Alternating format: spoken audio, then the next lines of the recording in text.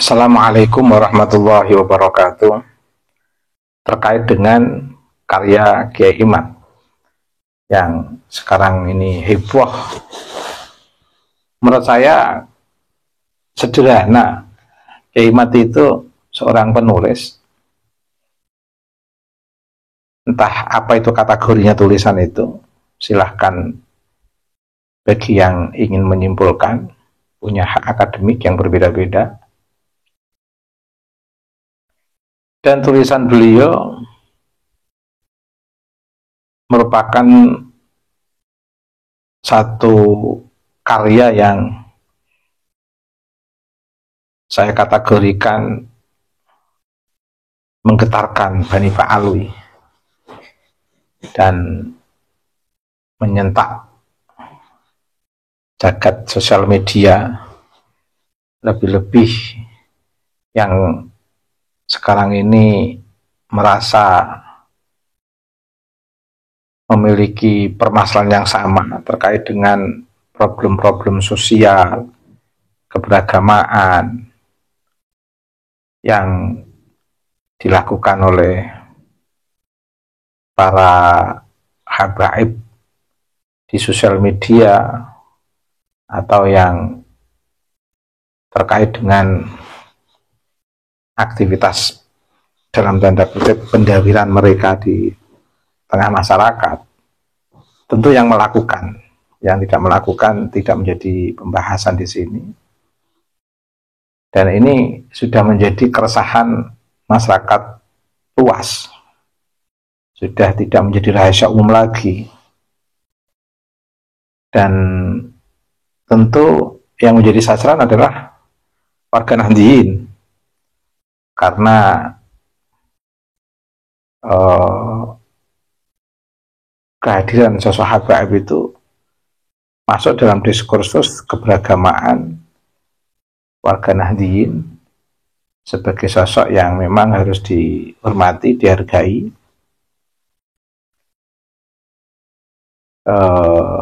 Bahkan para kiai yang notabene memiliki nasab yang sama pun lebih memilih merahasiakan, atau yang selama ini kita kenal mastur, dan justru para kiai lebih menampakkan sosok-sosok habaib ini. Tentu saja kemunculan awal sampai membentuk satu diskursus ruang publik warga Nahdliyin kehadiran habaib ini tentu karena status yang dibawa ini tanpa diketahui latar belakang kesejarahan para habaib terkait dengan misi kolonial pemerintah Belanda, atau juga tidak diketahui latar belakang habaib, tidak diketahui oleh para kiai dan masyarakat yang sebenarnya lebih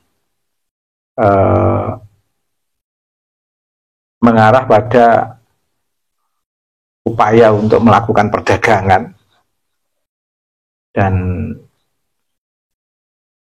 tentu saja sebagai pendatang yang ingin mendapatkan pengakuan, tentu ada beberapa cara yang dilakukan dengan beberapa pendekatan yang sekiranya bisa lebih meyakinkan kepada masyarakat melalui para tokoh-tokoh agama.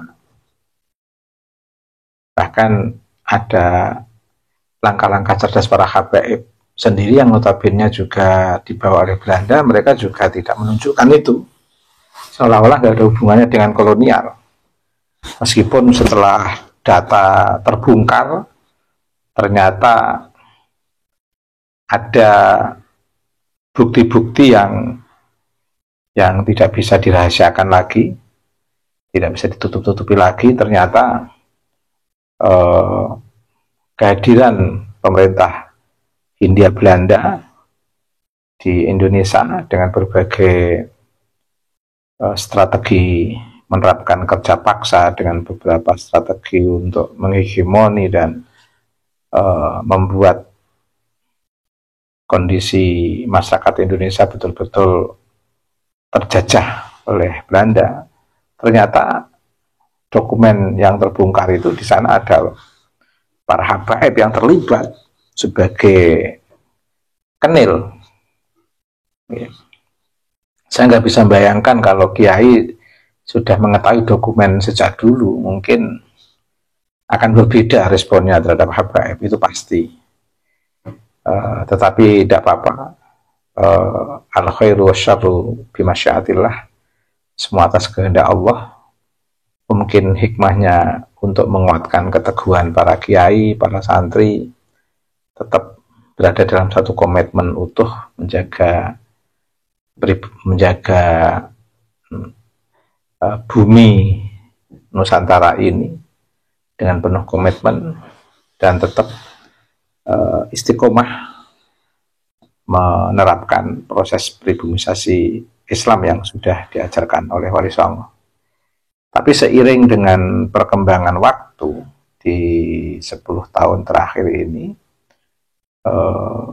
para habaib yang telah kita saksikan di sosial media begitu meresahkan dan cenderung lebih menjadi provokator dalam gerakan sosial untuk melawan sistem pemerintahan yang sah, bahkan juga cenderung merendahkan, memberikan pandangan-pandangan yang underestimate terhadap warga NU dan Kiai NU. Akhirnya di situ Kiai Imad melakukan sebuah penelitian, dan perlu diketahui hasil dari apa yang ditulis oleh Kiai Imad itu tidak bisa diadili secara hukum, karena itu adalah sebuah refleksi karya yang memiliki bukti yang sangat kuat. Justru sistem pengadilan kalau ingin adil dan komitmen dengan prinsip-prinsip keadilan untuk menjaga kemanusiaan dan persamaan, juga ketenangan umat, justru yang harus diadili itu adalah Bani Ba'alwi yang selama ini melakukan pembohongan publik dengan mengaku-ngaku sebagai cucu Nabi, sementara mereka tidak memiliki data atau dasar yang kuat yang menguatkan statusnya sebagai cucu Nabi. Dan tulisan Kiai Imad sebagai bukti di pengadilan atas kebohongan mereka. Jadi tulisan Kiai Imad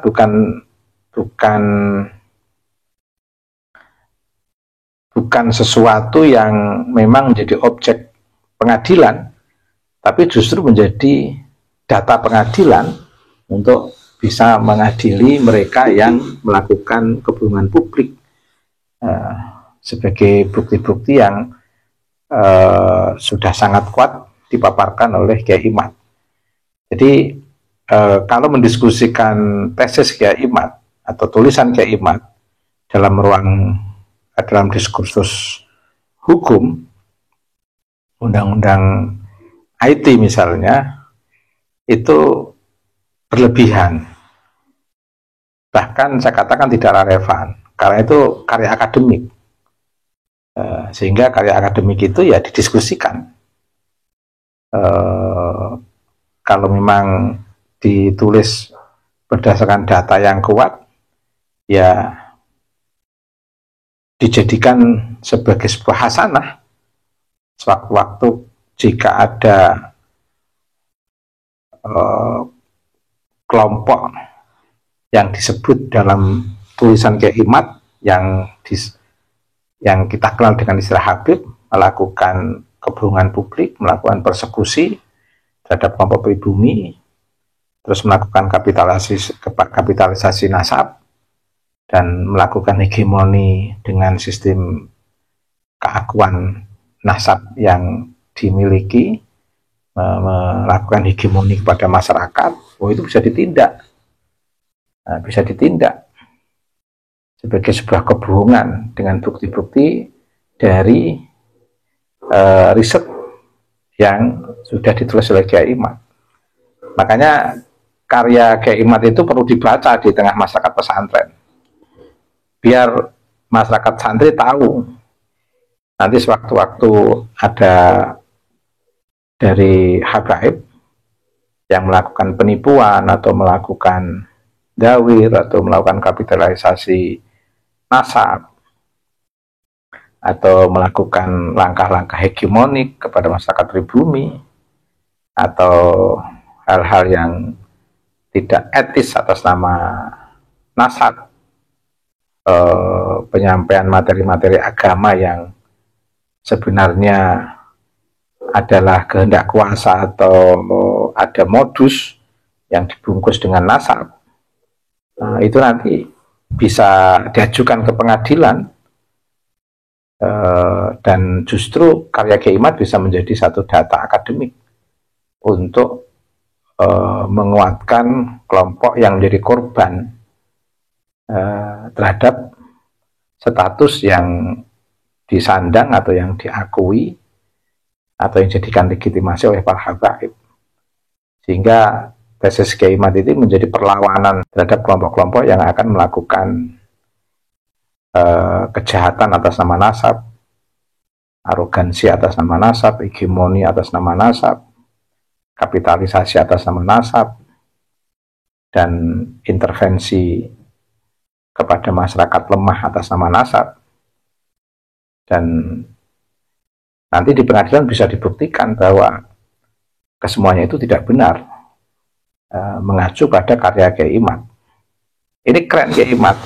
Jadi jangan bicara undang-undang IT untuk karya Kiai Imad, itu karya akademik. Karya akademik yang tidak boleh disentuh dengan sistem pengadilan. Karena pengadilan sangat membutuhkan data dari karya itu, bukan sebaliknya. Pengadilan malah melawan sebuah karya akademik. Nah, dunia ini cerdas sekarang dengan sebuah karya yang bisa dipertanggungjawabkan secara akademik melalui hasanah-hasanah setiap generasi dari tiap kurun waktu dan zaman, dan itu bisa diajarkan kepada setiap individu sebagai bahan keilmuan untuk menghadapi kemungkinan kemunculan orang-orang yang mengaku sebagai cucu Nabi di setiap zaman yang berbeda-beda, dan buku itu masih tetap akan relevan untuk sepanjang zaman. Saya kira itu terkait dengan status karya Kiai Imad, yang saya kira terlalu berlebihan kalau memperbincangkan karya Kiai Imad relevansinya dengan undang-undang IT. Justru sistem pengadilan kalau ingin menerapkan undang-undang IT bisa menjadikan karya Kiai Imad sebagai bahan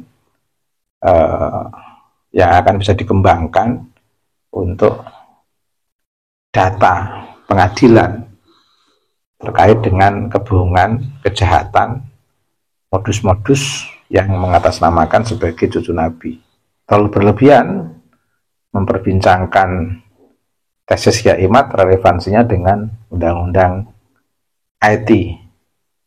Nah, ini perbincangan yang mungkin kalau ingin dikembangkan oleh orang-orang tertentu, itu tentu akan menguntungkan keberlangsungan kebohongan publik yang dilakukan oleh beberapa oknum habaib. Terima kasih. Demikian. Wassalamualaikum warahmatullahi wabarakatuh.